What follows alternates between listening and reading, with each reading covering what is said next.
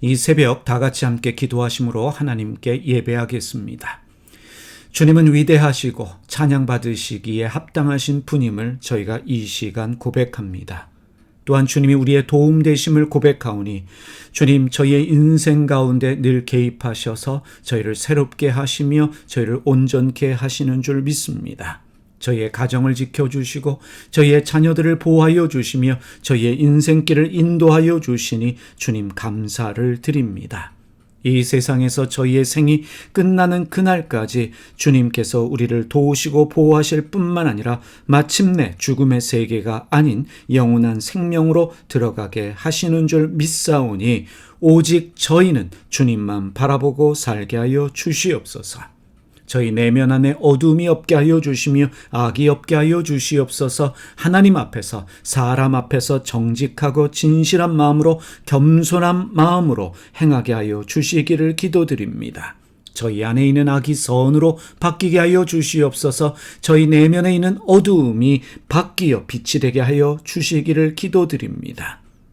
하나님, 말씀대로 이루어 주실 줄 믿사오니 저희가 성경을 읽을 때마다 믿음으로 아멘으로 고백한 모든 것들이 주님의 뜻 안에서 이루어지는 기적을 보게 하여 주시옵소서.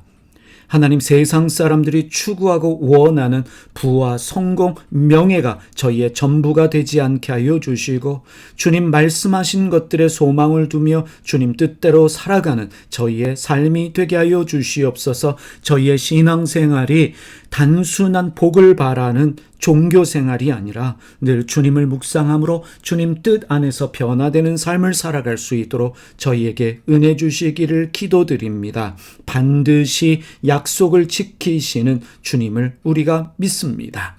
주님, 저희의 믿음이 헛되지 않고 저희의 소망이 허사가 되지 않음을 저희는 믿습니다. 주 하나님께서 우리에게 끝없는 하늘의 복을 허락하여 주실 줄 믿습니다. 오늘도 만나는 모든 사람들에게 친절하고 온유하고 너그럽게 대하게 하여 주시고 무엇보다도 저희의 모든 노동들이 예배가 되게 하여 주시옵소서. 오늘도 사랑하는 가족들 지켜주시옵소서. 부모님들 생명의 날들 더하여 주시고 요양원에 계시는 부모님들 주님 함께하여 주시옵소서. 우리의 자녀들에게 늘 끝없는 주님의 지혜와 평강이 넘쳐나게 하여 주실 줄 믿습니다. 오늘도 말씀으로 저희를 새롭게 하시며 은혜를 더하여 주시옵소서. 예수님의 이름으로 기도드립니다. 아멘. 오늘 요한계시록 11장 9절에서 10절 말씀 함께 읽겠습니다. 여러 백성과 종족과 언어와 민족에 속한 사람들이 사흘 동안 그 두 예언자의 시체를 볼 것이며 그 시체가 무덤에 안장되는 것을 허락하지 않을 것입니다. 그리고 땅 위에 사는 사람들이 그 시체를 두고 기뻐하고 즐거워하고 서로 선물을 보낼 것입니다. 그것은 이 두 예언자가 땅 위에 사는 사람들을 괴롭혔기 때문입니다. 오늘은 교회는 권력자를 괴롭혀야 한다라는 말씀 제목 가지고 함께 말씀 나누겠습니다. 짐승에 의해서 죽임당한 두 증인의 시체는 안장되지 못하고 모욕을 당합니다. 여러 백성과 종족과 언어와 민족에 속한 사람들, 다시 말하면 땅 위에 사는 사람들이 두 증인의 안장을 허락하지 않았기 때문입니다. 사람들은 그 시체를 두고 기뻐합니다. 즐거워합니다. 심지어 서로 선물을 보내기까지 합니다. 이 두 증인에 대한 땅 위에 사는 사람들의 분노가 미움 그 이상이라는 것을 우리가 알 수 있겠습니다. 그러면 여러분 질문해 보십시다. 왜 땅 위에 사는 사람들은 두 증인을 미워하며 두 증인의 죽음에 대해서 기뻐할까? 땅 위에 사는 사람들을 괴롭혔기 때문입니다. 요한계시록 11장 10절 말씀에 이렇게 말씀합니다. 그것은 이 두 예언자가 땅 위에 사는 사람들을 괴롭혔기 때문입니다. 라고 말씀하고 있습니다. 두 증인은 이미 여러 번 언급드렸지만 교회입니다. 땅 위에 사는 사람들은 교회를 미워하고 박해하는 악한 세력이라고 이해할 수 있겠습니다. 그러면 교회는 이들을 어떻게 괴롭혔을까요? 메시지 성경은 이렇게 의역하고 있습니다. 요한계시록 11장 10절 말씀을 메시지 성경의 번역으로 보겠습니다. 그것은 그 두 예언자가 그동안 땅의 모든 사람의 양심을 찔러 괴롭혀서 그들이 죄를 마음껏 즐기지 못하도록 했기 때문이다. 두 증인, 교회는 땅의 모든 사람의 양심을 찔러 괴롭혔고 그들이 죄를 마음껏 즐기지 못하도록 했습니다. 그런데 여러분, 교회가 사람들의 양심을 찌르는 바른 소리를 한다는 것이 쉬운 일일까요? 쉽지 않습니다. 힘없는 사람들에게는요, 겁없이 어떤 소리라도 할 수 있습니다. 하지만 힘있는 권력자 앞에서 그들의 양심을 찌르는 소리를 한다, 이것은 쉬운 일이 아닙니다. 두 예언자가 땅 위에 사는 사람들을 괴롭혔다라고 하는 것은 권력자들을 괴롭게 했다는 것입니다. 그들의 양심을 찌르는 소리를 했다는 것으로 우리가 이해할 수 있습니다. 교회는 권력자 앞에서 두려움 없이 하나님의 뜻을 말하고 그들의 악과 오만에 대하여 비판할 수 있어야 합니다. 이것이 바로 교회에 주신 예언자적 소명입니다. 그러면 지금 한국교회는 하나님이 주신 예언자적 소명에 충실하고 있습니까? 그렇지 못한 것이 사실입니다. 이 군사정권 시절에 교회는 권력자들의 독재와 악에 대해서 비판하지 못했습니다. 오히려 그들에게 동조하면서 권력자의 비호를 받으며 성장했습니다. 독재자를, 사람들을 압제하고 사람들을 죽이는 독재자를 하나님이 보내신 지도자라 찬양하면서 그를 위한 기도회까지 열었습니다. 아주 간단한 예를 들어보겠습니다. 지금 한국 사회에는 저출산 문제가 심각합니다. 하지만 군사정권 시절에 정부는 인구 증가를 막기 위해서 한 가정 한 자녀 정책을 추진한 적이 있습니다. 둘도 많다, 하나만 낳아라 라면서 한 자녀 정책을 추진한 적이 있습니다. 그때 한국교회가 어떻게 했을까요? 많이 낳아라 말하지 않았습니다. 오히려 한국교회는 적게 낳아 잘 키우는 것이 삶의 질을 높이는 번영이다 라고 주장하면서 교인들을 가르쳤습니다. 그러면서 정부의 정책을 지원해 주었습니다. 그런데 지금은 반대로 아이를 낳아야 합니다. 그래서 말하는 것이 무조건 많이 낳는 것이 번성이고 하나님의 뜻이다 라고 말합니다. 사실 한국교회는 지금까지 일관성이 없었습니다. 권력자들의 눈치를 보면서 권력자들의 편에 서 있었던 것이 사실입니다.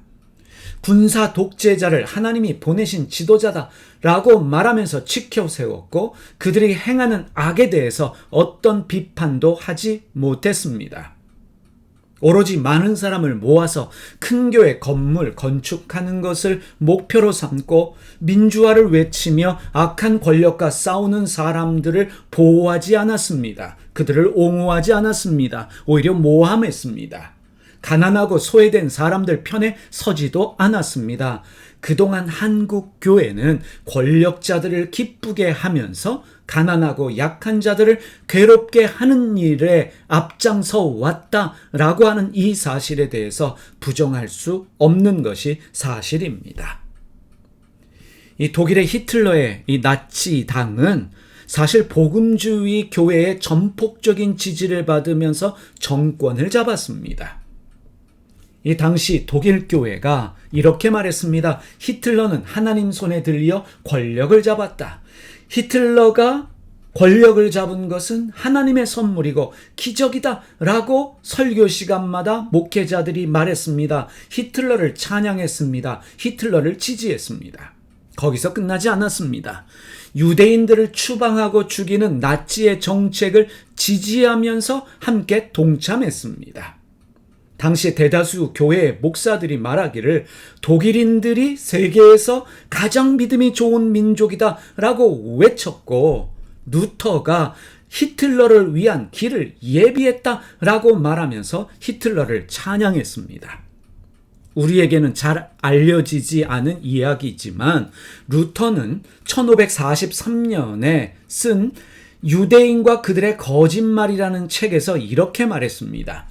우리가 주님을 위해 유대인 회당과 유대인 학교에 불을 지르면 하나님이 우리를 진정한 기독교인으로 볼 것이다. 유대인들의 집을 쓸어버리고 부수고 유대교 서적을 없애버리고 랍비들의 설교를 금지해야 한다라고 주장했습니다. 이러한 루터의 말에 대하여 당시의 목사들이 루터가 히틀러를 위한 길을 예비했다라고 말한 것입니다.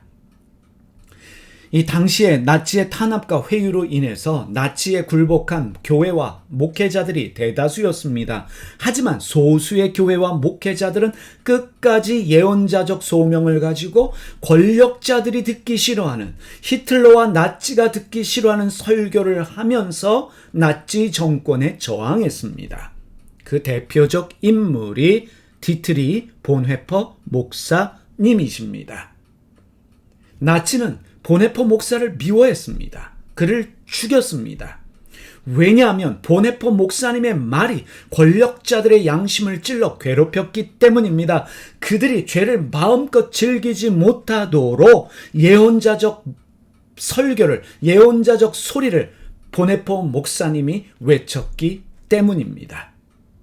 교회는 하나님의 말씀으로 권력자들의 양심을 찔러 괴롭게 해야 합니다. 그들이 죄악을 즐기지 못하도록 진리의 말씀, 올바른 하나님의 말씀을 전해야 합니다. 바로 이것이 교회에 주신 예언자적 소명입니다.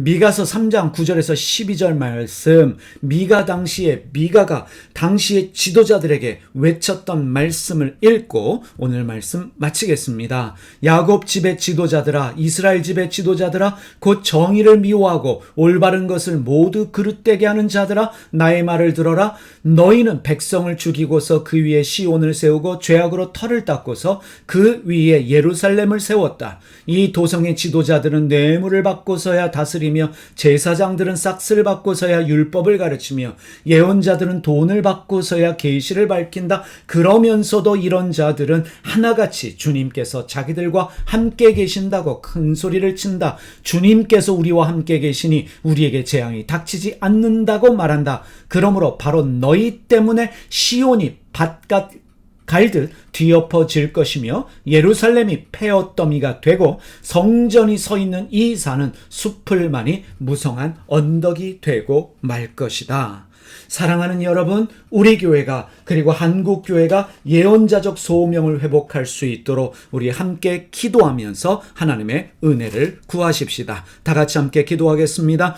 하나님, 교회가 예언자적 소명을 회복하게 하여 주시옵소서. 가난하고 소외된 자들을 품며 그들에게 평안을 줄 수 있는 교회와 목회자들 되게 하여 주시고, 권력자들에게 당당하게 하나님의 말씀을 전할 수 있는, 진리를 외칠 수 있는 하나님의 사람들 되게 하여 주시옵소서. 하나님 아버지, 양심을 찌르는 소리가 교회에서 증거되게 하여 주시고, 세상의 권력자들이, 악인들이 죄악을 즐기지 못하도록 하나님의 정의의 말씀을 외칠 수 있는 교회와 목회자들 다 되게 하여 주시옵소서. 예수님의 이름으로 기도드립니다. 아멘. 하늘에 계신 우리 아버지, 아버지의 이름을 거룩하게 하시며 아버지의 나라가 오게 하시며 아버지의 뜻이 하늘에서와 같이 땅에서도 이루어지게 하소서. 오늘 우리에게 일용할 양식을 주시고 우리가 우리에게 잘못한 사람을 용서하여 준 것 같이 우리 죄를 용서하여 주시고 우리를 시험에 빠지지 않게 하시고 악에서 구하소서. 나라와 권능과 영광이